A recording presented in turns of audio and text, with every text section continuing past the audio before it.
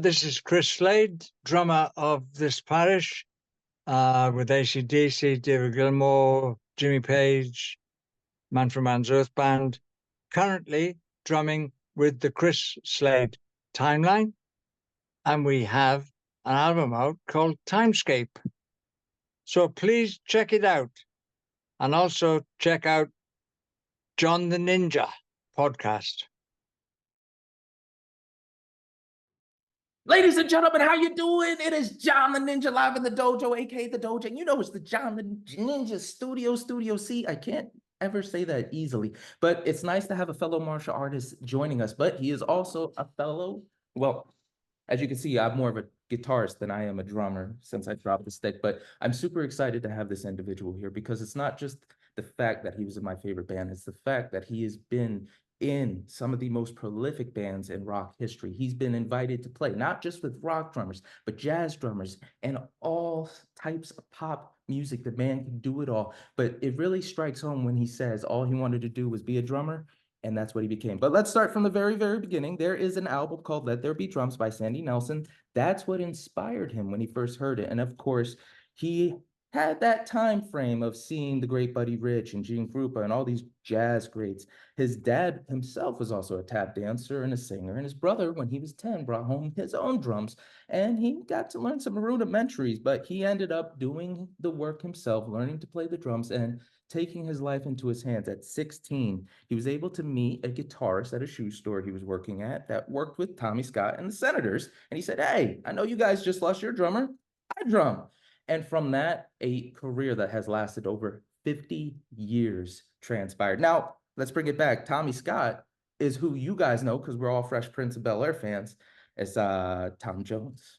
And he's played on such incredible records, Blinded by the Light, It's Not Unusual, Thunderstruck, but that pales in comparison to the people he's been around. Let's list the bands he's been with. I already said Tom Jones, Earth Band with Manfred Mann, Asia, Uriah Heep, Olivia Newton, Gary Newman, Gary Moore. He's played with Paul Palladino, David Gilmore, ACDC, and the one that really threw me for a loop, my man played with Jaco Pastorious. We're going to get into that. But the guy I speak of, you know his legal name by Chris Reese, but his name to us mere mortals, is Chris Slade. And ladies and gentlemen, he's here to talk about the Chris Slade Timeline, their new album, Timescape, which has just released. This 2-disc album is one side of originals and another of all the beautiful work he's done with these bands. So ladies and gentlemen, enough from me. It's time to bring Mr. Slade on. Good, sir. How you doing? Great, thank you. It's time for me to go now because you said it all, I think. Oh, no. I got some questions for you. You can't leave now. We got some work to do. But okay. Again, so incredibly grateful for your time. I am curious, what is happening with this book we've been talking about for years? We're almost going on a decade since I first heard about it. Yeah, it's been at least a decade, if not 2, since I've been planning or writing the book. It's just, if you write, it's hard work.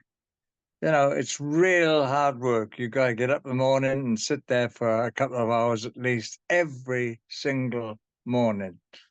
And I've got halfway through, actually. I haven't got up to the 60s yet, but it's halfway through. Such a commitment, and you have your hand in so much. You've been able to do so much. I am curious. I always wanted to ask you about this, the jewelry that you've made. You know, I know you did a little bit of design in school. You've had your hand in design as well. But what about making jewelry with your tech at the time really inspired you? Because you come up with some really cool stuff. And you know, my back to it, Steve Raymond, shout out my brother. You know, he's got some of your jewelry too. He's a big fan as well. So just what got you really go like, you know what, this is another avenue I could do? Yeah, I thought it was actually. It just became expensive to make. And I became uninterested in it, to be honest. And so did a lot of other people. So we stopped selling, to be honest. So yes, there were some nice designs. I particularly like the drum key that we made. Maybe I'll bring that back or something. But yeah, when I'm a bit older, I'll do that. The same as the book. When I'm older, I'll get onto it. And just to say, ladies and gentlemen, you can go to Chris Slade's website. You can get some autograph stuff, you know, the keychain, you know, some albums, etc. But no, man, I just find it fascinating. You've been able to do so much, and I'm gonna repeat that over and over again. But something I really was curious at, you and me have a love for not just music, but also languages, the different dialects, the different places. There's something about music and language that just translates so beautifully to the human interaction, to the human connection. I was curious if you were able to speak any other languages, or if you've had any other times where the knowledge you had of another language made you be able to connect, just like the ability to use music helps. Yes, yes and no. I can order steak and chips in about 6 languages. um, and I travel in Europe a lot since the 60s, actually. So those languages to me were very important. I've always been interested in languages. I still am very interested in languages. I do at least an hour a day, if not 2 or 3 or 4 of different languages, mainly European. I did try Portuguese, didn't get on with it too well, but French and Spanish and German and Italian. So you know, I'm still doing those, but it's an ongoing study. I just like it. So I just like the sound of different languages, as you said. So it's like I don't know, it's an obsession really, and it's been a hobby all my life. Um, and whenever I go to a different country, which I'm going tomorrow, I'm going to France. The day after, I'm going to France. But to us, to us, the band Timeline, that's just like a walk in the park, you know. We go there all the time, and I love it. I love to travel and talk with different people and meet different people. Um, it's uh, it's what keeps me going, actually. So and I love the fact of communication because you know, if you communicate, you're not going to have a war. You know, that goes for countries and people. So to me, communication, which is language, is so very important to all of us. And you mentioned in interviews prior to, your dad was a tap dancer and his singer, and you feel that you got your rhythm and your love for traveling from him. What was he doing that he fell into that? What was his upbringing like? What was mom's like? How did your father fall into the entertainment world, which initially pretty much catapulted you to be able to do what you do? I don't know. He always did it. I just don't know where it started. It obviously must have started when he was a teenager. Um, and he always loved entertaining. You could tell that the way his attitude and the way he was. Um, so show business really is in my blood, and that's why I love it so much, I think, and that's why it keeps you going and keeps you young.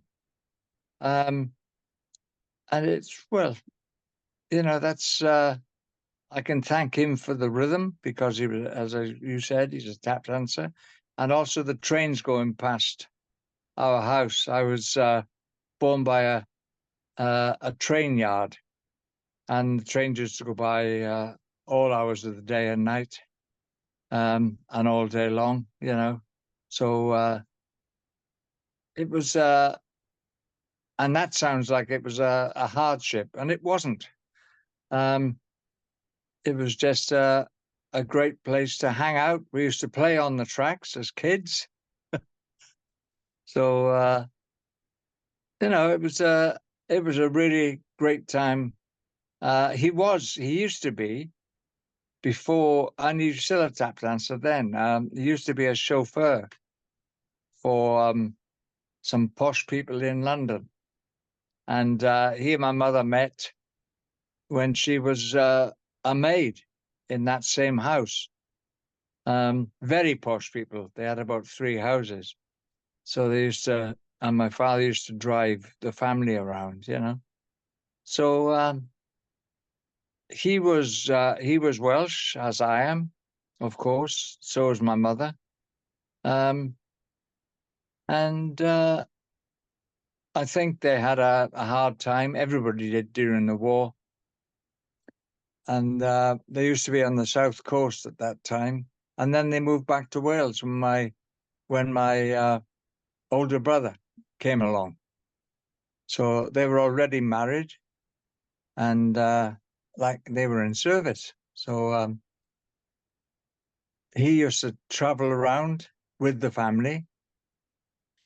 It's just fascinating to me to look at like how everybody's story builds upon their families and etc. But of course, when it comes to music, there's always that one person we see and we're like, I want to do that. I believe I'm correct when I say that you were able to see Buddy Rich play.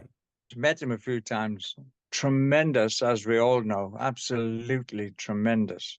But to see him live was like something else, you know. I sat right next to him while he played. I mean, 6 feet away. So I could see his foot and, you know, not from the front, from the side. There was a table. It was in Ronnie Scott's when I first saw him. Ronnie Scott's club in London, jazz club. And I went with a friend of mine and we got some tickets. And there was a table right to the side of the drum kit with reserved on it. So I took that reserved off, put it on the table next to it. I thought, I'm sorry, my need is greater than yours, mate, whoever you are. I'm sorry. But if you thought it reserved a ringside seat, it was me what moved it. So I am sorry. But really, my need was greater than yours. You know, I just got to see him play, and a while later, I met him, and we talked a little bit, you know, about martial arts also, because he was a karate guy, and he was also a Marine. So you know, he's a bit of a tough guy, and he didn't cut his band any slack either, as we all know. He used to tear them to pieces on the stage, which is not a good thing, I don't think. But what a drummer. Incredible. It wasn't just me, you know, so many other people, as you know, Cozy Powell, Ringo Starr, Neil Peart, you know, just so many drummers got started because of Buddy Rich. And then, of course, Sandy Nelson came out with Let There Be Drums. And those same guys and myself got into him. I met him also in his later years, and we had a few chats about stuff. I used to live in Las Vegas, and he lived in Boulder City, which is not far away, half an hour car ride. And yeah, it's great to meet those people who are your idols, you know, who just incredible. So you know, I couldn't play like Buddy, you know, who can? But it was just tremendous to see what he did and to actually go, oh, he's doing that now. I can see. I couldn't play it. I could see what he was doing. So it was a great learning experience, that table in Ronnie Scott's Jazz Club. Just to watch him play. What an honor, actually. And I treasure it today. We've had so many interactions with all these people that we look up to. Was there something he said? It might have been personal, like, hey, remember to do this, or maybe he just said it nonchalantly that kind of always stuck with you in your career as a drummer. There was one thing that I vividly remember, which is in the Crush roll. you put in, people just sort of crush it and bounce them together. He said you got to put in as many crushes as you can. So like let them bounce like 6 times if you can. Instead of just twice, like dun, dun, dun, dun, you know, and then let that bounce work for you in the crush roll, and you end up with an incredibly powerful press roll, you know. It just and that came from Buddy himself, you know.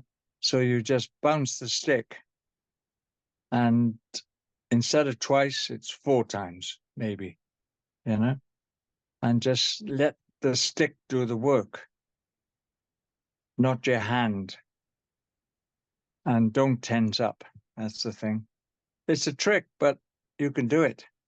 Everybody could do it. Every drummer could do it, put it that way. And just get that, those extra, as many as you possibly can, get into that bounce. So that was the big tip that I had from him. I always found it really interesting because you started with jazz, but you said you're not the best jazz drummer. You know, you can hang with it, and it's you love swing, and that kind of just the fact that you're so on time for rock, and then you love the swing aspect, and then you're saying, "Oh, I'm a little, you know, I'm a little loosey goosey on jazz." I'm like that. It would seem like jazz is the foundation of everything, especially with Dizzy Gillespie asking you to play with him. Yeah, wow, what an honor that would have been. Jeez. So, what about rock music do you feel has always been more gauged to your style of drumming? I haven't played a lot of jazz, although I did play with the Count Basie Orchestra for 2 songs every night before Tom came on and sung. And Harold Jones was the drummer then with the Basie Orchestra. But I got to play 2 songs, which I'm still proud of. And to me, there's no difference between the music. It's all music, whether it's country music or whether it's jazz or even hip hop. You know, I can't play it, but you know, it's all drumming to me. People, I worked with Gary Newman, did an album with him, and people say, "Isn't that different playing with a techno sort of keyboard player?" And it's like, no, it's no difference at all. It's drumming. You go boom bap where it's appropriate. And maybe that jazz thing or jazz sort of liking gave me, you know, opened my mind a bit to the way other beats could be put in. So then another drummer came along, Tony Williams, who absolute genius. I thought he was tremendous. I still think he's tremendous. No longer with us, of course. Neither is Buddy. But what a player.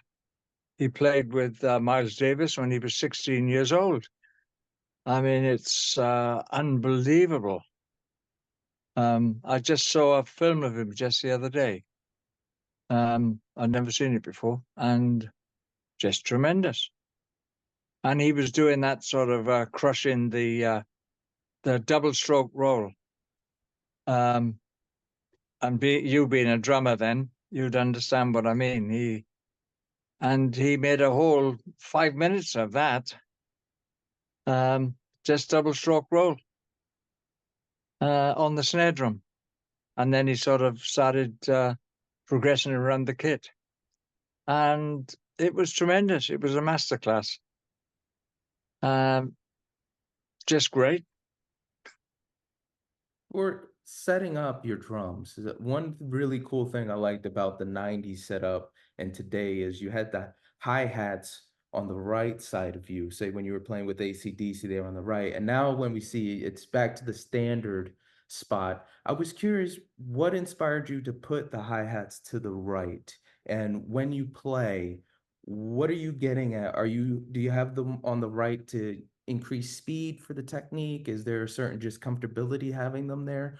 And why go back to traditional? The, you know, right over left style. What is your thinking when you set up the drums? That hi-hat with my right hand is still there. It probably wasn't in the pictures that you saw or something.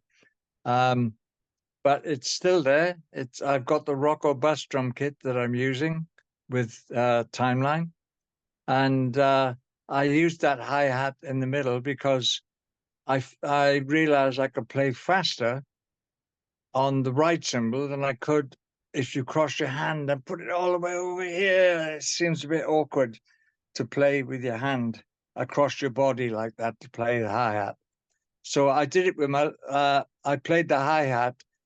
I played the right hand hi-hat, traditional style, if you like, with my left hand sometimes. And that gave a great feel. I remember I did that with Earth Band on Spirits in the Night. And it really did give a great laid back feel.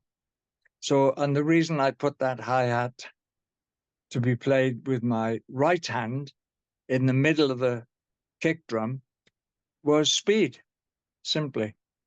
I could play faster that way than putting my hands across my body to play the hi-hat in traditional manner, which I do both.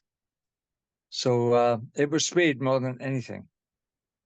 And it really paid off at the end of Let There Be Rock live in Donington. I looked at myself and I thought, how the hell am I doing that? Honestly, I was blown away by seeing myself do that. And I know that sounds stupid, but it's true. I was, wow, Slade, you really.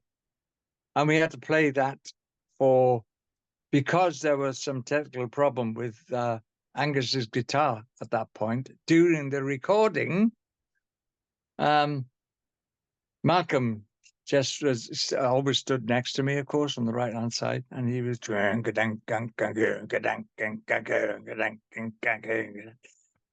and he just said, keep going. And then we kept going for at least 20 minutes, just doing that, all of us. And while Angus was trying to get his guitar to work, to go out into the audience. So they edited it down to about 5 minutes. And that was something else, 20 minutes of that at that tempo with whatever it is, 30 seconds or something. I mean, 30-second beats or something. It was mind blown at the time. And I got really bored, so I started hitting cymbals. And they kept that bit in. But I did that out of boredom because it was like, how long does this go on? And of course, I know from the old showbiz, there's you mustn't stop. And, Malcolm had that. He would never give up, would Malcolm? Never. He'd just keep playing till everybody left the stadium, It was a proud moment when I saw myself playing at that tempo. I did want to hit that up later in the conversation. We're going to get rid of the notes, but man, that is the one song I can't do crisp. It's something about how you guys are able to just make it flow. And I wanted to know, when you first got that opportunity to sit down, play Let There Be Rock, your style, I noticed how well you were able to move the wrist and get the bounce off the stick. But for me, that's a song that's difficult because of how syncopated it is, how you have to stay exactly on time, and it's very redundant. What was your first approach to that song? And are there other songs? I know you've had other times where you've had to learn songs on the fly, very difficult timing, very difficult to get it right, especially back to Gary. But what was your approach to that? And what's another song you remember thinking, like, this song, it should not be this hard, but you got it at the end? You know what was really hard to learn? An ACDC song, Touch Too Much. Really? Yeah, every bar is different. there's not a single bar in it that's the same. It might be in the chorus, but in the verse, it's like, it's one beat, then it's on the kick, then it's two, then it's one, then it's two. And I think that was down to Mutt Lange in many ways, because he used to work on a section at a time. So, and he's down in the song as a co-writer also, I think, if I remember correctly, but he produced that album. And I don't think the Angus and Mal liked it very much, to be honest. But Touch Too Much is my favorite song. I don't mean of ACDC, of anybody. It's such a great song. It is my favorite without a shadow of a doubt. And it's a fun song too. When you said difficulty, my heart screamed, because I was like, yes, every instrument I tried to learn it on, I'm just like, damn. So, what I found interesting is you've played and been around all these greats. Again, we mentioned, Jaco, you've been with Elvis, literally turned down working with the king. Unfortunately, the greatest regret of my professional career is not being able to work with Elvis when he asked me to. I mean, how many people in the world have ever got an invitation from Elvis Presley? Will you play in my band? Jeez. I mean, forget it. It's like that joke, sorry, Elvis, I'm busy, man. Can't you see I'm busy? When you audition for ACDC, we've all had those moments where something happened and we were so upset we couldn't think straight afterwards. And of course, you were one of over like 100 drummers. You came in and you were a little apprehensive about the audition. And I wanted to know what the circumstances around that were for you to be so upset. I vividly remember trying to get to someone's house after I had a big fight at my job, and I got lost for an hour, made wrong turns. I'm like, yo, it was so upsetting because I was putting so much effort into my work, doing everything I could just to be told, well, you're screwing up, you're trash, etc. And it really got to me. So what were the circumstances around that? Because ACDC is, for any rhythm player, the pinnacle of rock music. Was it so much the pressure behind it? Yeah, I think it was. It was me and my everything's got to be right as far as I'm concerned. And if it's not, it's my fault. It's nobody else's fault. So I was upset with that I didn't say this, or I didn't do this, or I didn't, and that was all in my head. And so that's why I got lost on the way home from the audition. I didn't know I was number 100 in the audition list at that point. It was an audition. I knew there were other people involved. What I didn't know was that the people involved were top drummers from top bands. And they would ring up and say, don't tell my band, but I really want to try out with you guys. Okay, you're shaking now, guys. I know. I'm not going to say who you are, okay? But they all did. They all did. You think of a top band back then, and think of a top drummer. They all did, even if they weren't suitable for the job. They just wanted to play with ACDC, and that's a fact. And I know Lars Ulrich is still a little jealous. Not only that did you get to play with them, but you don't have to warm up either. I didn't know about Lars. Yes, I didn't know if Lars went for it or not. I would think it's Metallica's his band. I doubt if he was in the mix there for ACDC. I know him quite well. And yes, he said to me, you're standing here drinking tea, you guys, just before the show. And this was at the first Rock or Bust tour show. And Lars jumped in front of me like a big surprise. Hey, Slade!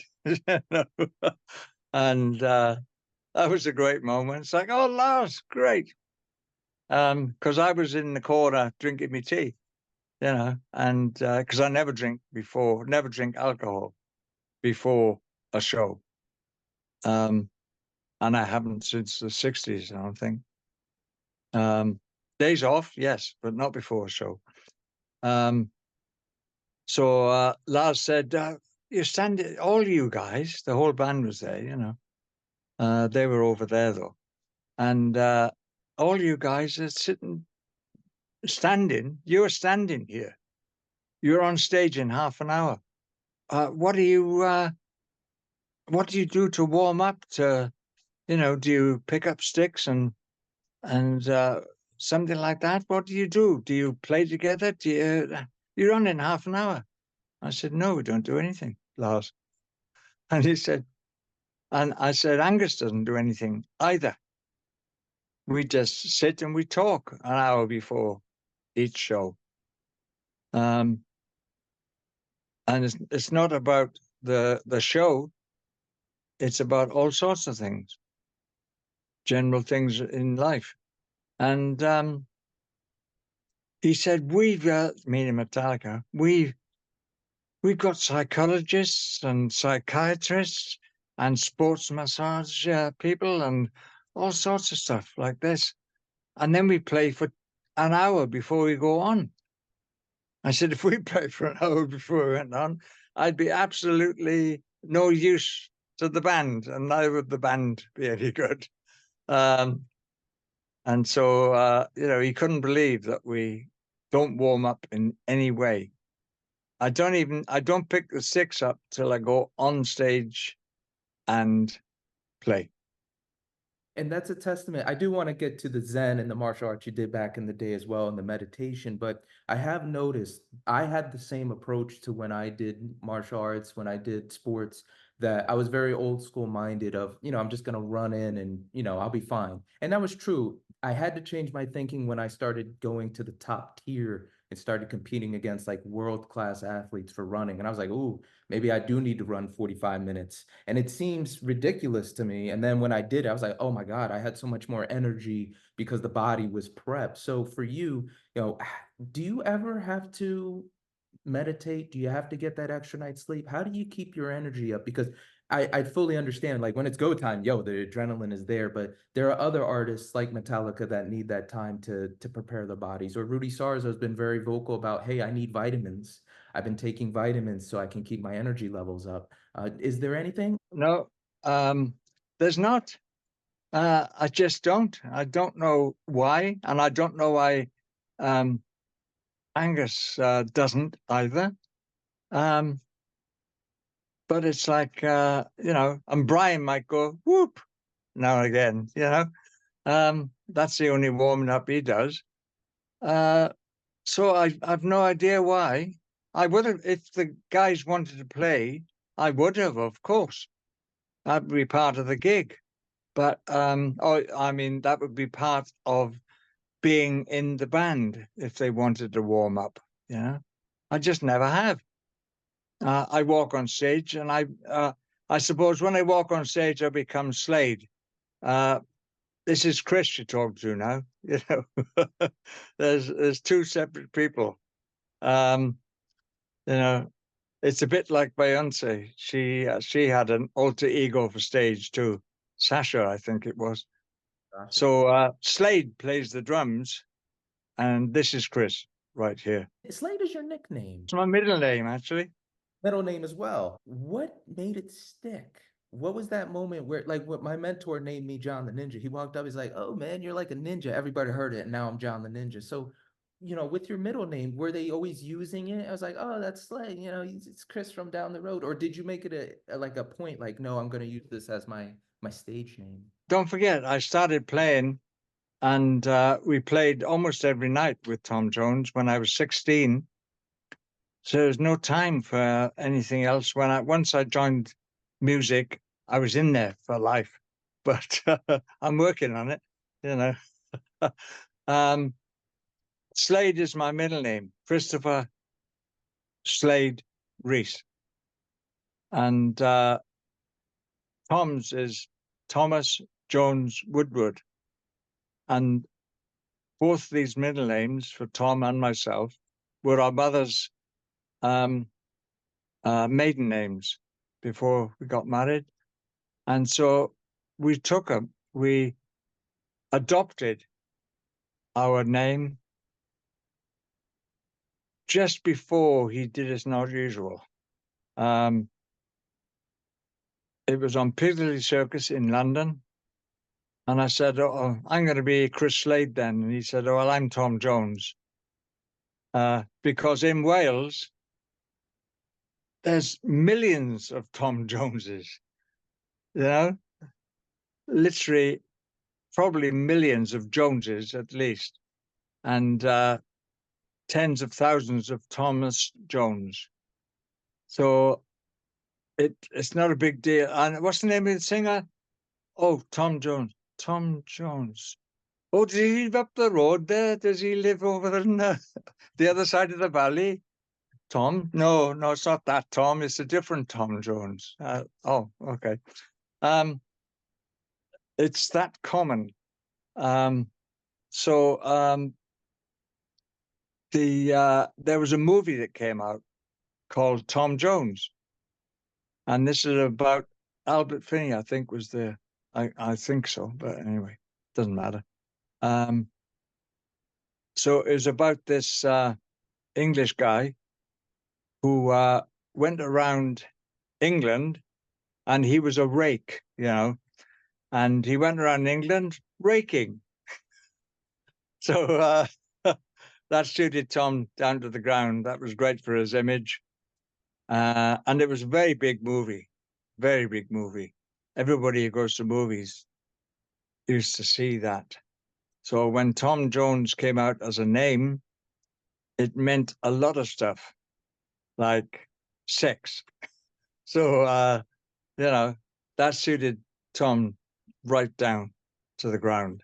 So, because he's always been that way. He's always been a babe magnet, you know, since he was like 13. So that's where the name came from. And I've been Slade ever since. I prefer that it is my middle name and not my last name. So I feel more comfortable being Slade than being Chris, actually. I didn't like Christopher as a name. It got me, it was like being in Wales, it was like being called Sue, you know, the boy named Sue. Yeah. So Christopher was like, my God. So I hate Christopher as a name. Chris was better, and people used to wind me up. Friends in my sort of gang, if you like, used to wind me up sometimes, you know, Christopher, you know. So it was like not a good name to have. It really was like a boy named Sue.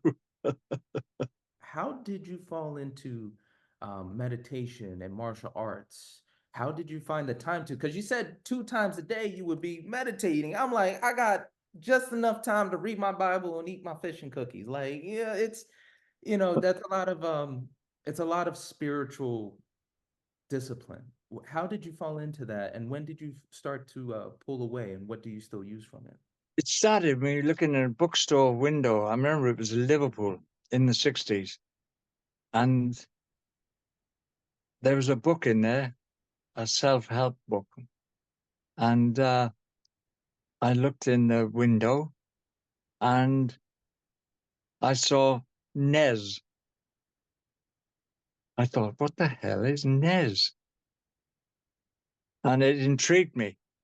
And I realized then that the book was upside down and it read Zen. It was still unfathomable to me. You know, Nez was bad enough, but Zen was just as bad because I had no idea what Zen was. Don't forget, this was the 60s, 1960s. It wasn't fashionable yet to be Zen, you know, to be all Zened out. And, you know, it just wasn't fashionable. So I read this book. It was quite profound. It was by Christmas Humphreys, I remember, who is a judge, who was a judge in the legal system. And he was a prosecution lawyer, not a defense lawyer, as you might think somebody into spiritual stuff would be. He was a prosecution lawyer.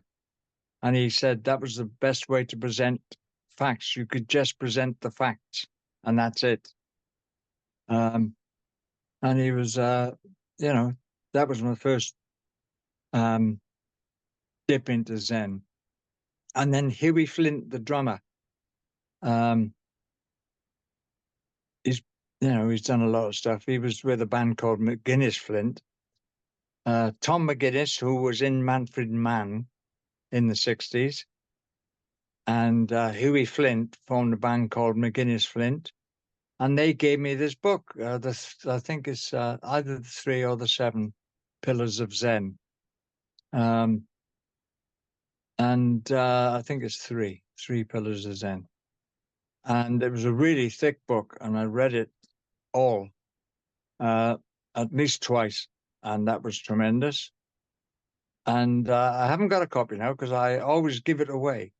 If somebody says, "What's Zen?" I go, "Here you go, read that if you can," because to get halfway through it is something. But I was intrigued to ask you actually about Ninja, John the Ninja, because I did a bit of ninjutsu, and I wondered if you did, or was it just like a nickname, so to speak? A little bit of both. So I did do martial arts growing up. So I've done Taekwondo. I was fortunate to perform at the Junior Olympics for that. Wow. Did boxing, did I forgot what you call jujitsu. I'm sorry, Master Marcos, please forgive me. I did a little Krav Maga.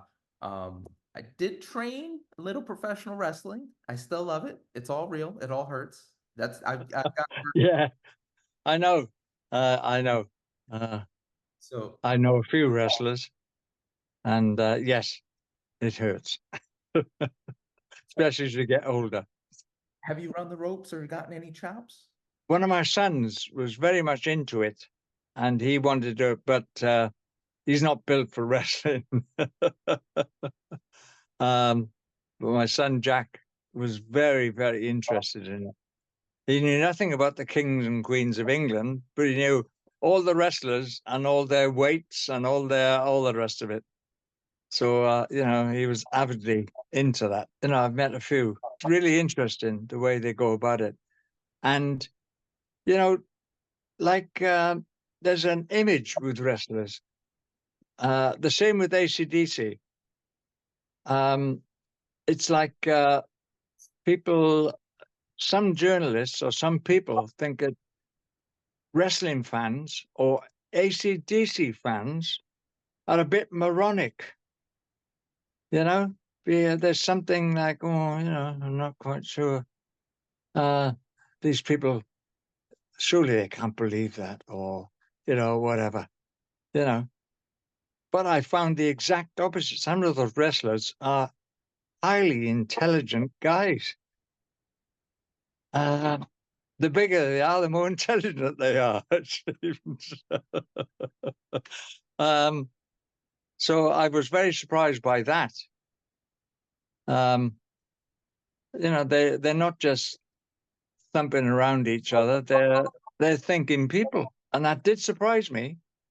I must admit, when I first realized that they were not stupid like any other person, you know. So I mean, and neither are musicians. They're into everything that human nature lets you get into, whether it's Zen or whether it's you know, sex, whatever. You know, it's they're thinking, feeling people, the same as everybody is or should be. So that can be sometimes quite a revelation if you think that somebody is into something, or oh, he's into motorbikes, you know, I don't know, you know. And then you find that that guy is a PhD or something, you know. It's that sort of surprising, is what I mean. You know, it's that's it. That's the interest of life, of course, and that's what I love. about meeting people and talking to them, because you can learn so much. And I've still got an open mind.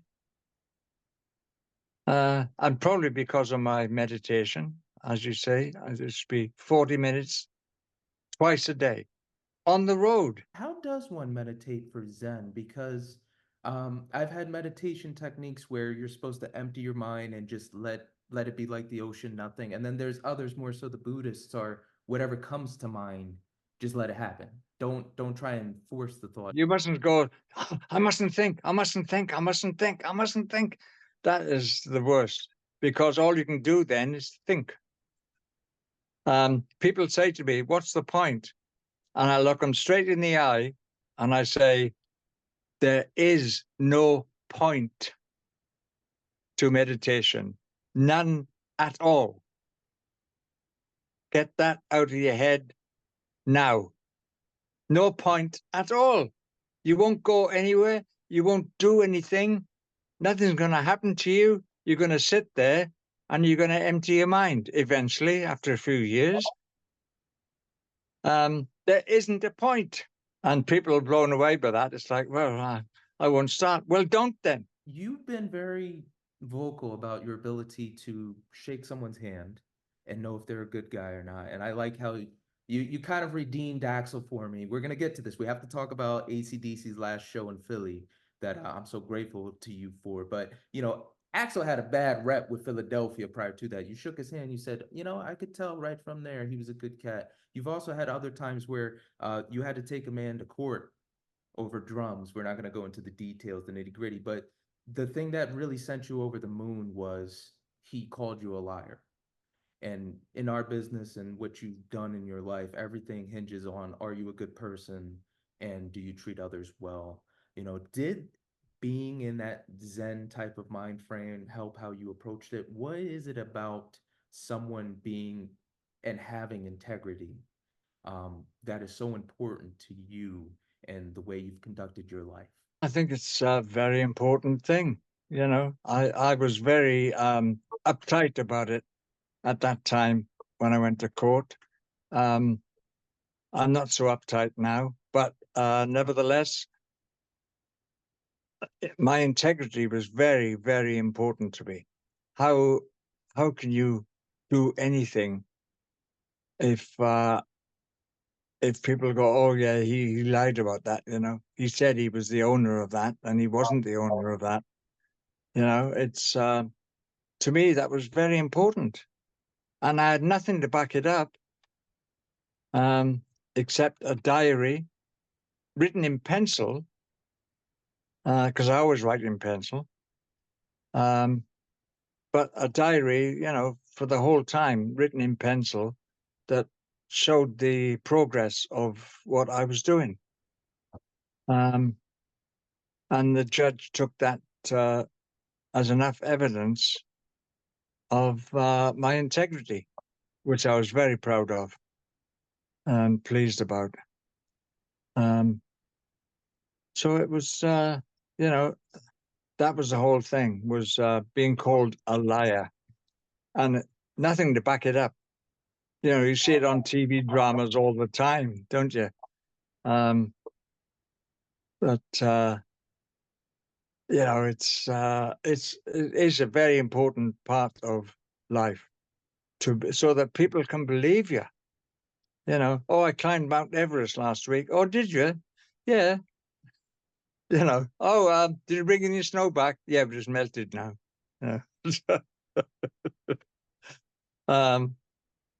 It's stuff like that, And that guy, you never know, that guy might have climbed Mount Everest last week. And the snow has melted.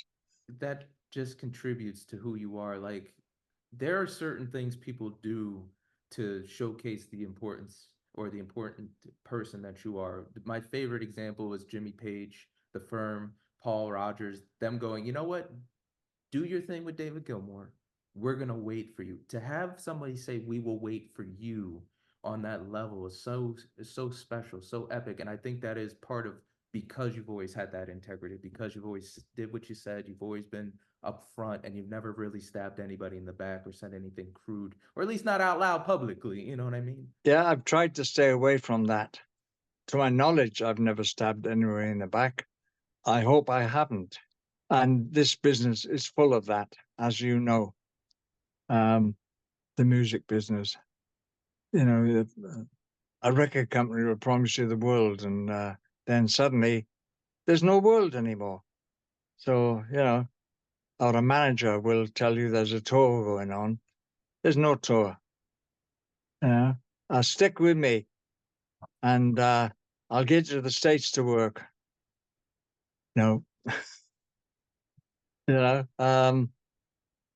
So there's too much of that, and not enough people sticking to their guns. I know that's a British phrase. I don't know. In America, people, when I say that ACDC stuck to their guns, you know, it means they kept on doing what they do, and they don't care about the consequences or who likes it or doesn't like it.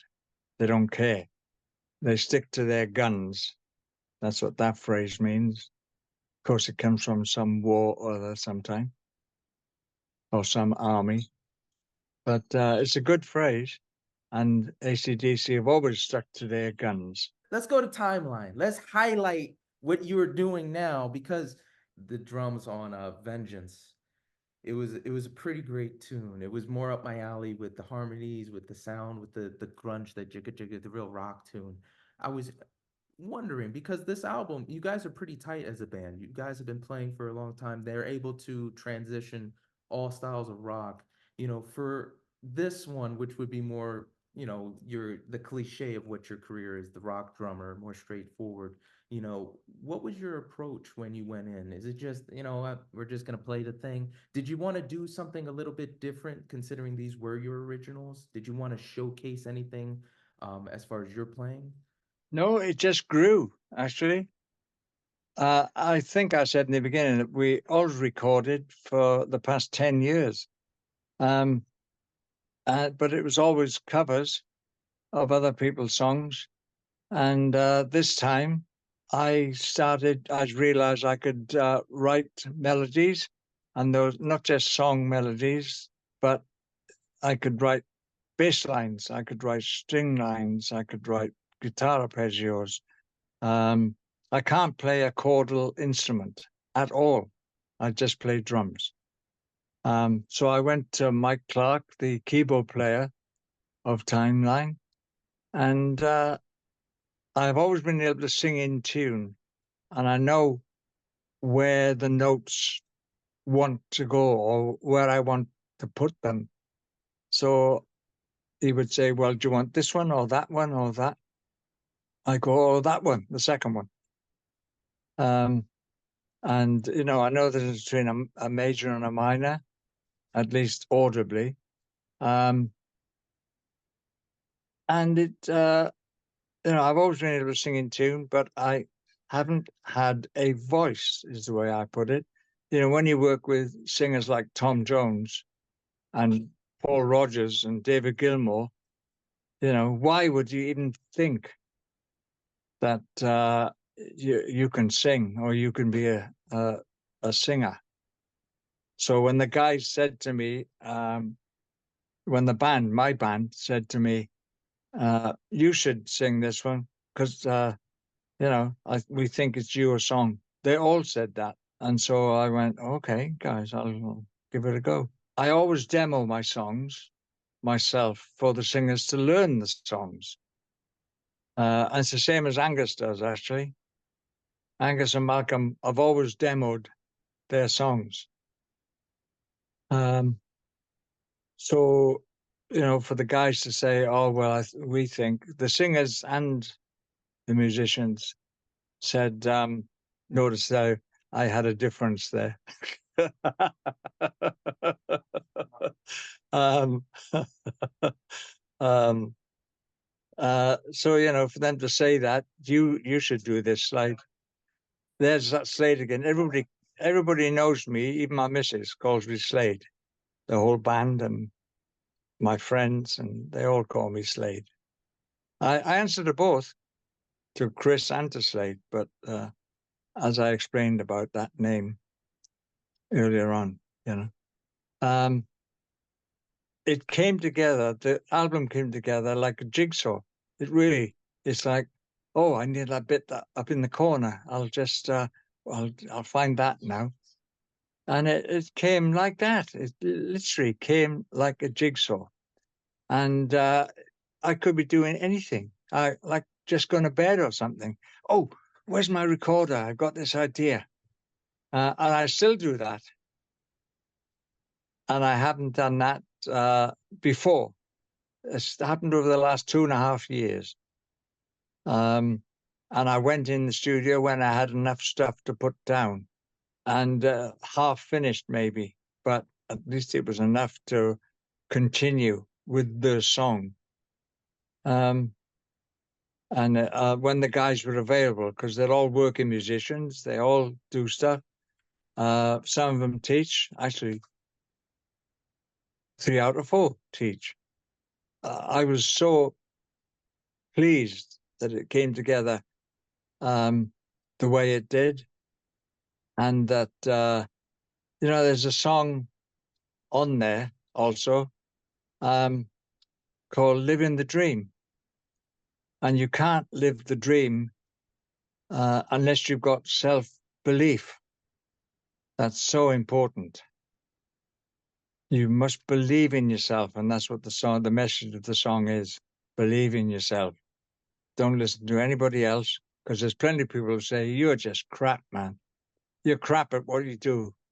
You're crap at being a DJ. You're crap at playing drums. You're crap at being a butcher. You're crap at baking bread, whatever. And if you want to do it, you just got to go, well, you know what? I don't care, man. And in this business, you must have rhino hide.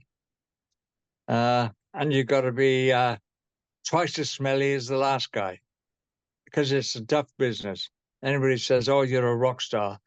I never wanted to be a rock star. I always wanted to be a rock musician. There's a huge difference. Jimmy Page is a rock star. David Gilmore is a rock star. Gilmore is a hugely intelligent guy and a hugely talented guy also. He knows how to use his talent and write songs. I'm happy you hit Living the Dream. First off, we gotta go back to Mike and his solo on Sundance. And my man was ripping on those chords. I was like, hey, this is why we need piano in, rock music. I'm a big fan of all instruments. I love everything. ACDC is the bread and butter, but you listen to bands that have the piano in it, and you get that little jump in the heart. But Living the Dream, I wanted to know if those were lyrics you came up with, because you wrote all the music for the originals. You had help, but the lyrics, the compositions, Mike was helping. When did the lyrics to Living the Dream come? Because it is such a potent song to keep going. Was it more along the lines of, we were just doing studio sessions and I got it, or was that a song you had way back in the day? Well, it was written specifically for this album. The one I might have had an idea for in the past was Back with the Vengeance. And I had some of that written, but only some of it. In fact, the band have used the intro for On Stage is the middle part, cut down, of course, of Back with a Vengeance. And it suits so much. It's dramatic. It builds. And the idea from that music, the middle bit, sort of came from Bolero, actually, Ravel's Bolero. It starts off very quiet or quieter and ends up as a cacophony of everybody and everything, kitchen sink, the lot. So that's how the middle of that came. But they all got written in bits and pieces, fits and starts. I was just pleased the way it happened. And to get the impotence, is the wrong word, but never mind. To get that put together is it's just impetus, is what I was trying to say. It was just fantastic. The way I was like, I'm writing this. I can't believe it. I can't believe it. I've always written lyrics, but never melodies. Hardly ever. It was just a revelation to me, and I'm still doing it. They're still coming in, the ideas. So never out. 10 years time. Might be another album. Who knows? You've said it before, and your story reminds me of Clapton when Clapton was on the tour bus and he was touring, and some musicians were like, "Hey, you know, you got a voice, you need to use it." And he was kind of like, "Well, you know, I'm a guitarist." And now you have your band reaching out to you. I want to know if I'm crazy. Listening to Blinded by the Light, I believed I heard you doing the harmony, the solo at the end while they're singing like "Blinded by the wrapped up like that dub." Probably, I can't remember, but yes, I've always sung vocal harmony. That would lead me to ask too, did you do it on the original as well? Oh yes, yes, definitely. I would have. In fact, I put a lot of production ideas into Blinded by the Light. Manfred said it in print. It was the drummer's idea to put chopsticks in the middle, because there's a break and it's chopsticks. Ding, ding, ding, ding, ding, ding, ding, ding, ding, ding, ding, ding, ding, ding, ding. You know, that everybody tries to play at some point very badly. And he thought that was quite avant-garde, Manfred. And he liked it, so he put it in. And so did I. I was well into things like that. And on Spirits in the Night, we did another Springsteen one, Spirits in the Night. And it was my idea to put the cellos on it. Spirits in the chin chin chin chin chin chin chin chin chin chin chin. I've always been fascinated by orchestras along with rock bands. I think Deep Purple did it first, but I had the Dia first, guys. But the fact that, you know, this album was mixed in two different locations and you still were able to get it to sound so seamless, like everybody's still in the room. It's so fascinating. And to go back, of course, going over the decades worth of work that you did and seeing and hearing how you've kept it the same, but you got to add the little nuances, the little paradiddles, the little cymbal crashes here with the different songs, not just, you know, Manfred and ACDC, but even going back as far as Tom and, you know, etc. Yeah, I've always been interested in the process of recording. To me, that's where the production ideas come from. And they just grew. It wasn't like, oh, I think I'll put a clock in here. There's nothing like that. You know, it was like, oh, you know what? A clock would sound fantastic. You got to find the right clock, though. There's many, many clocks. And I'll try not to give too much away about Time Flies, because there are many, you know, production ideas on that. And I'm quite proud of them, actually.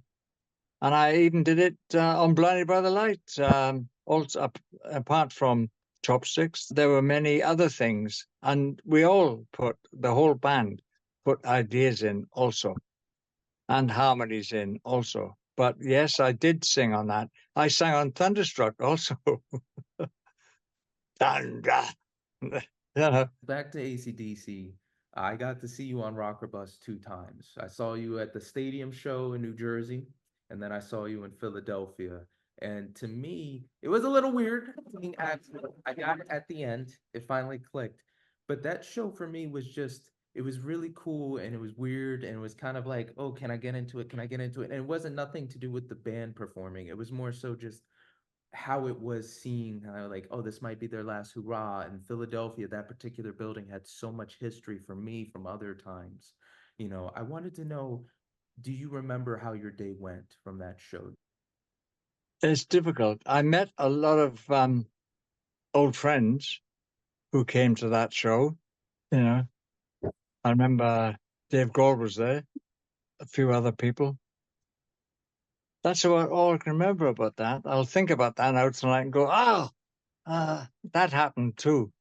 Right now, I can't think of anything specific, because, to be honest, they all roll into one after a while. You know, it's a couple of years on the road, and you don't know whether you're in Texas or Nebraska, or France, because the place looks the same when you walk on stage. 80,000 people going crazy. So, and when you're a drummer, you mustn't think of that. It's got to be another day at the office. At least it has for me. You can't get too excited, because if you do, you'll speed up. And I never speed up, thank you very much, or slow down. I'm not a Russian dragon, as some people are. You have to explain that, being a drummer. I will say this from that show. I remember Stevie getting heated at his guitar tech. So I was like, ooh, something must be happening. But we're gonna talk about that energy massage though, because you are a time guy. And you said you got an energy massage in New Mexico. And that's the only time Mal came over and he's like, hey, you're rushing. And you're like, wait a minute, I am. Oh my God. He said, you're pushing. I remember it vividly, because Malcom never speeds up. He's absolute genius at timekeeping, genius at playing rhythm guitar. There's been nobody like him, and he'd be sorely missed. And I know Angus does. Just anyway, he's his brother. He's going to miss him.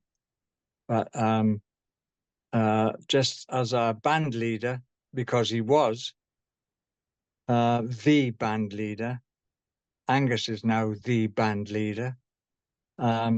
But it was always Malcolm's band. And he used to say to Angus, you go out there, Angus, and you go out the front because you're great at it. And Angus used to say to him, well, you wear the stupid suit then. I put it on the suit, man. I go out there without the shirt. I'll be happy. But what is moment again, kind of along the same lines with Buddy, you had with Malcolm. I'm curious if you had any moments with Malcolm, David Gilmore, even Jaco Pastorious, that same idea of like you were just talking and that's what you pulled with them. That's what you got from them. And it was just an exciting moment just to know like, for my profession, this is some really good knowledge. I'm sure there were specific things, but to me, it's cool enough to be on a bus around the world with David Gilmore, and his band was fantastic. The members of the band were absolutely great, and they were great people. And Gilmore and the band love a beer now and again, as I do. And it was really nice. Nice is the wrong word. It was really fantastic experience to be on the road in that company, all around the world, man, in a bus with David Gilmore. Money can't buy that. It seems to me that when you talk about your career, the pinnacles are touring with David Gilmore and ACDC, ACDC from the drummer aspect, and then Gilmore from the personal aspect. Am I correct to make that assumption? I'm always happy to work with anybody. Jimmy Page was very, very cool. He's not at all a rock star when you are, how many sugars do you want in your tea, Jim? And, that happens, with anybody, with Guy Newman, with, Tom Jones. It's like I've known Tom. I know him really well. Although we haven't seen each other for a long time. We met this century. So that's not bad going. And he's 88 or something, or at least 85. And he's still making albums. So to me, that's the ethos that we all should have. Just keep going until you can't. And you'll soon stop and retire because there won't be an alternative. You've said in the past that you've had difficulty keeping up with people. Back in the day, that really wasn't your thing. But now it seems that you're able to contact people a little bit more. It is a little easier with technology. Did that change when your kids had their kids? Was it becoming a grandfather and the family being spaced out? Did it just naturally happen? You got stories with Vinny. Vinny Colaiuta or Vinny Appice? Vinny Appice. He's always been good at that. Did it just kind of naturally happen? Did he kind of influence you? When was that shift to being able to like, hey, I've been catching up a little bit more? I'm not aware that I thought of Vinny like that. He's a very nice guy and a great drummer, and he hits the drums. Jeez, I've never seen anybody hit the drums like that. And when they hit, they stay hit.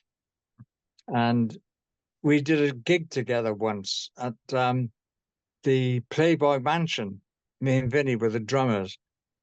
And they gave us those Slade sticks to use. You know what I'm talking about? To keep the volume down. Well, you give two of the loudest drummers in the world those sticks. They didn't even last one song. We destroyed them after the first song. Wasn't intentional, but you don't give Vinny Appice Slade sticks to play with. That is ridiculous.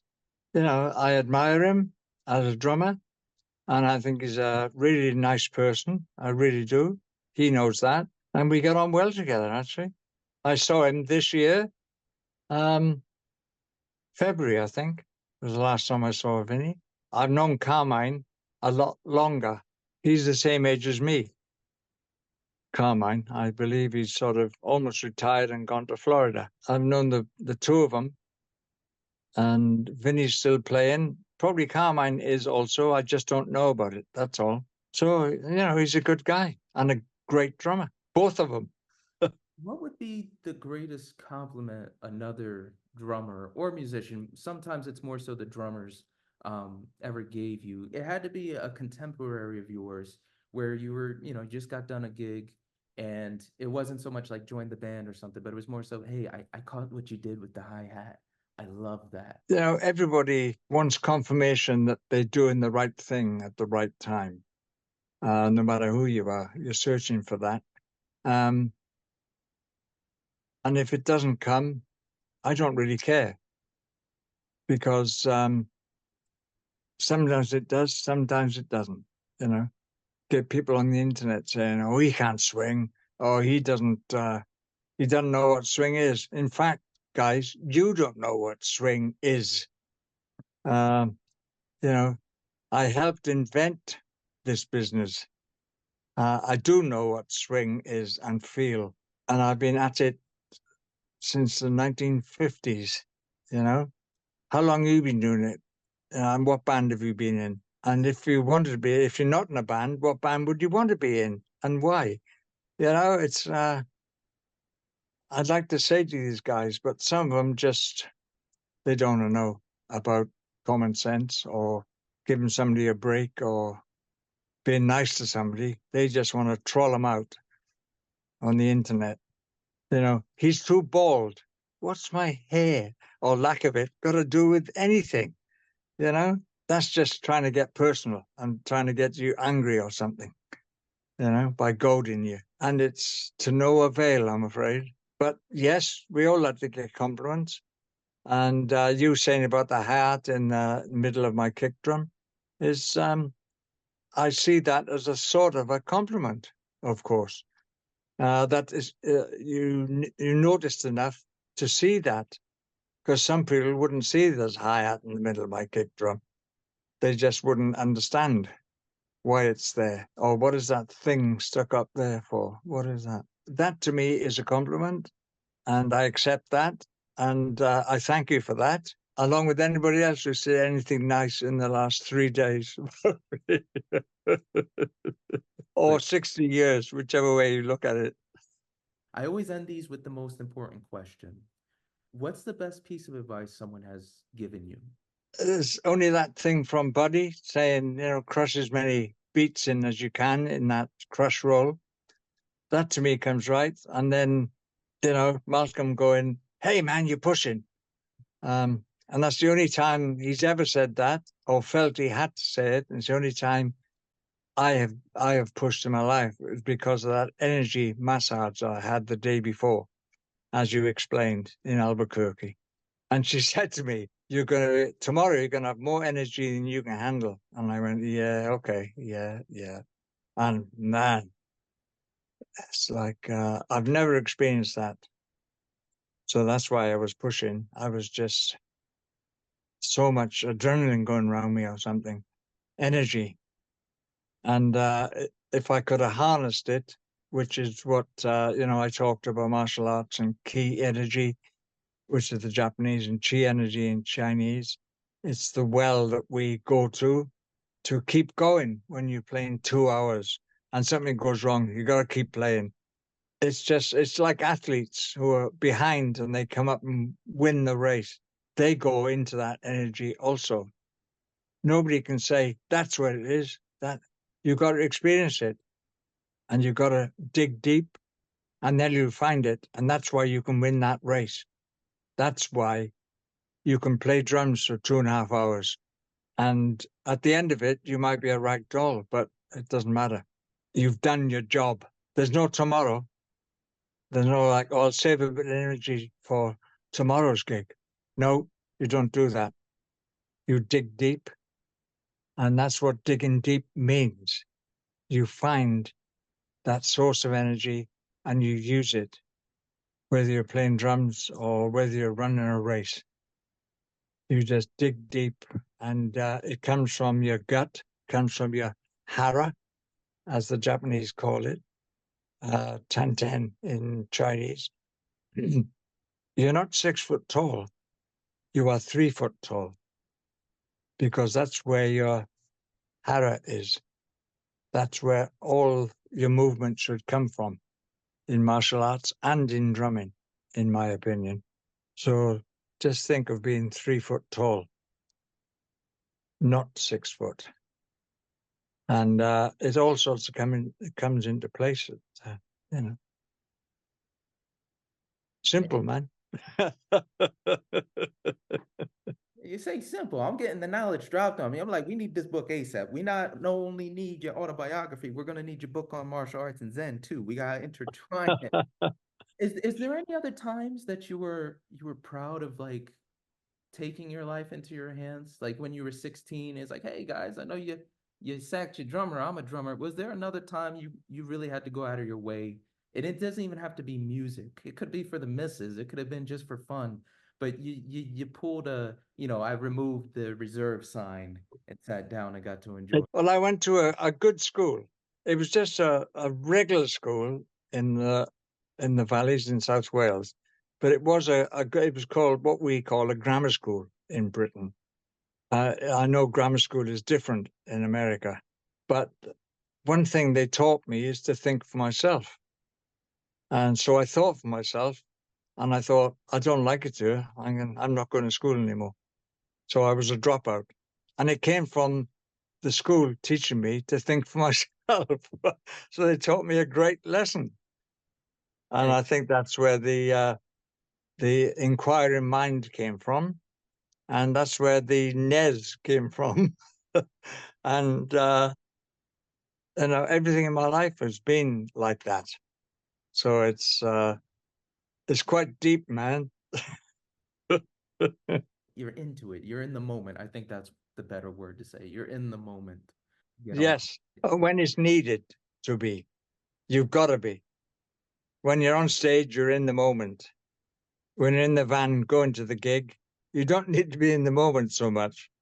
But, it's good if you are.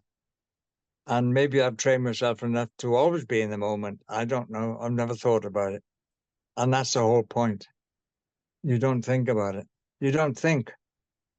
You can have thoughts in your head, and you just use them however you want because they're in your head.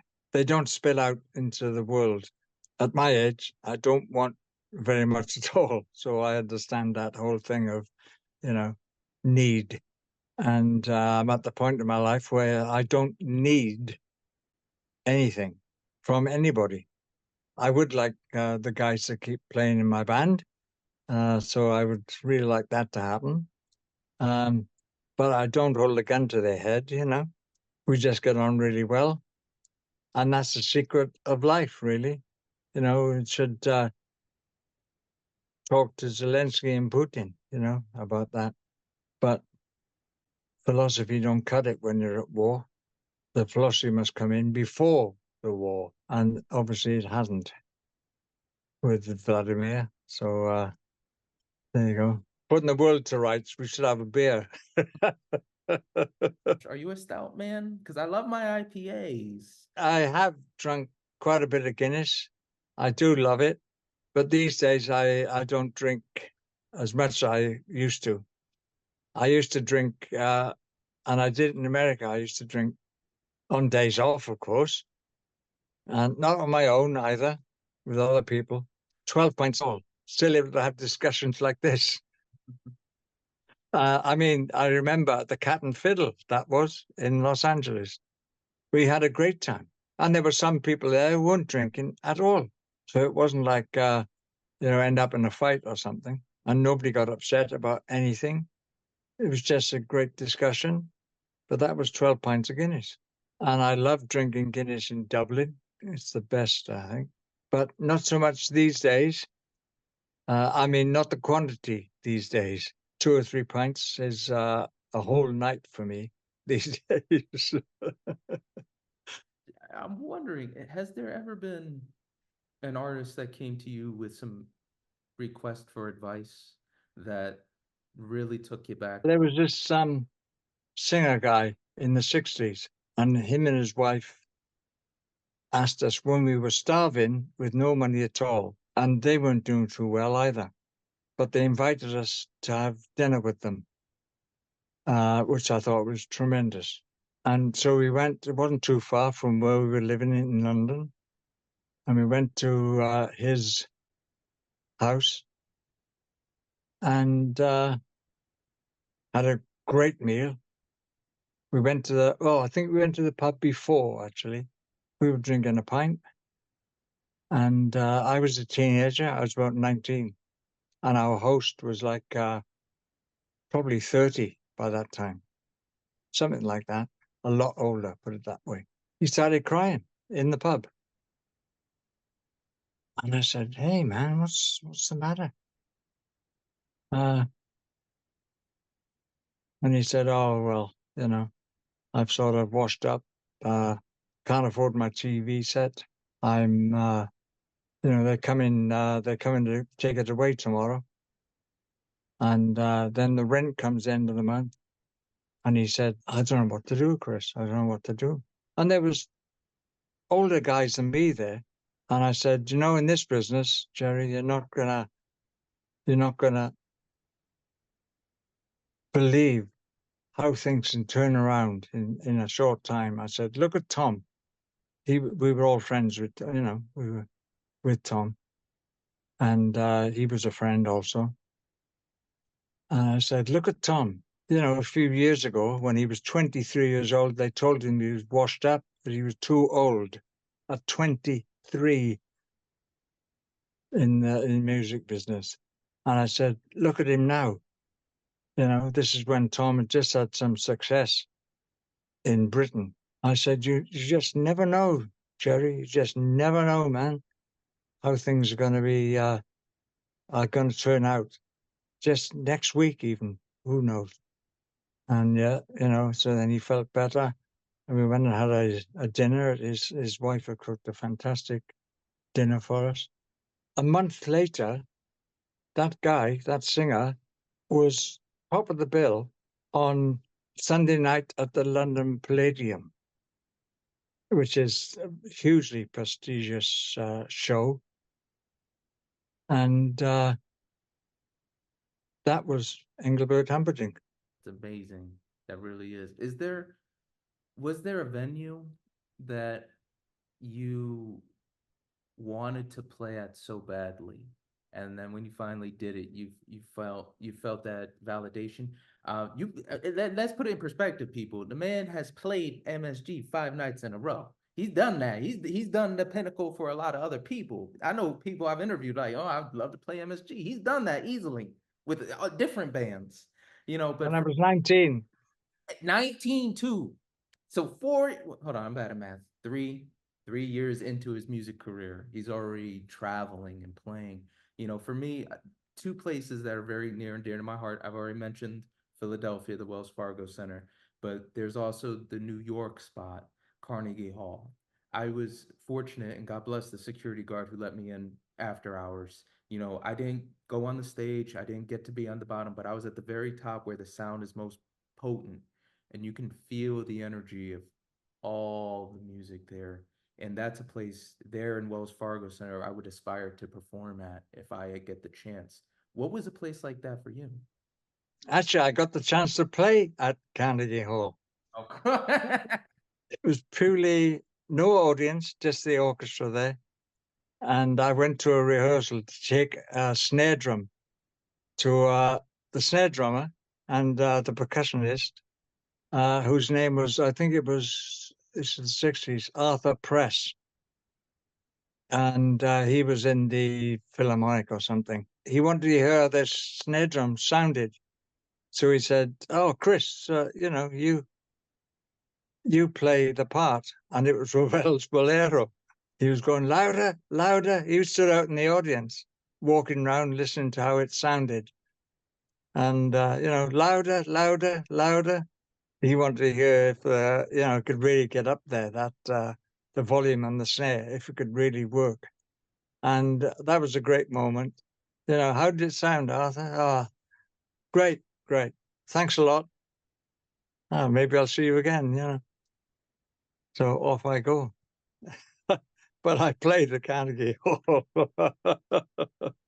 What inspired you to live in Vegas as long as you did? I know your kids are a little spaced out, some in England, some in the States, but Vegas is an interesting spot. I do love the story you have about when you woke up and you told the missus what time it was, and she was like, "How'd you do it?" It's like, "Listen, I'm a drummer.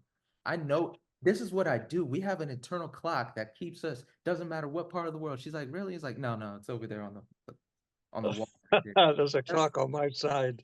Yeah. Yeah. Vegas that you stayed in. It is definitely a place for entertainers. We never went downtown. We never went to the Strip. We're homebodies anyway when we're not working. And we'd just go down when friends came to Vegas. We'd go meet them or something down the Strip and have a meal and all the rest of it. And if we wanted to see something, we'd go. But it didn't happen very often. And so it was mainly we were in the suburbs. We just liked it. So the only thing was sometimes a lot of the nights you'd hear gunshots, So it's a bit more dangerous than England was. And this is a really nice suburb. You still heard gunshots. It was Summerlin, actually, which is quite a nice suburb of Las Vegas. I was in Vegas when that didn't exist. There was nothing between Red Rock Canyon and the Strip when I was there with Tom Jones in the 60s. And now it's a huge city, whereas it was just the area around the hotels for maybe a mile. Now it fills the whole valley. I remember looking out in the 60s, looking out and thinking, wow, there's nothing out there. There's nothing out there. And now it's just roofs going on forever. It's built up enormously, and it's going to get, I think, my missus always says, one day Vegas is going to be attached to Los Angeles. That's actually a good joke, though. Because you mentioned her work, how did you meet the missus? Because you've been doing this life since 16. Lips of Anvil said that Lemmy Kilmister mentioned that you can't do this. You can't be a touring musician and have a wife. It's not fair to her. Yet you guys have stood the test of time.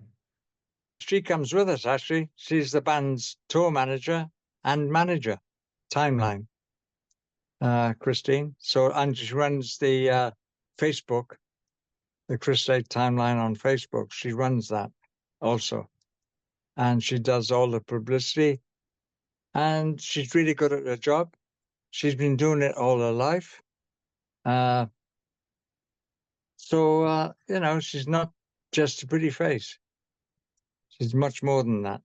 She's a smart woman. And she came with me on the last ACDC tour also. It's very difficult to look out for somebody else when you're on the road because it's me, me, me, me, me.